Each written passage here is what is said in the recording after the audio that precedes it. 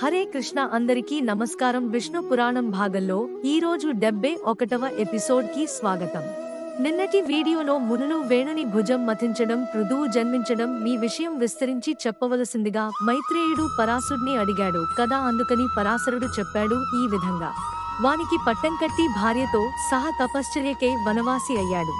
ఆ వేణుడు మాతామహదోషం వల్ల పరిపాలన ధర్మ పద్ధతిని చేయక పాపపు పనులు చేస్తూ ఉండేవాడు. తాత ముత్తాతల నాటి అగ్రహారాలలో పన్నులు వసూలు చేస్తూ బ్రాహ్మణులను బాధించడం, న్యాయ పద్ధతికి విరుద్ధముగా ధనార్జన చేస్తూ దానిని దుర్వినియోగం చేయడం, వేదవేత్తలైన విద్వాంసుల జీవితాలకు వేడి కలిగించి రాష్ట్రము నుంచి వెడలగొట్టడం, శుభప్రదమైన ఆస్తిక పద్ధతిని విడిచి పాషండమతం అవలంబించడం, జారచోర్లను దురాచారాలను ఆదరించి పోషిస్తూ ఉండడం, అసత్యమాడడం, ధర్మ మార్గాన నడిచేవారిని క్రూరంగా శిక్షించి ఏడిపించడం,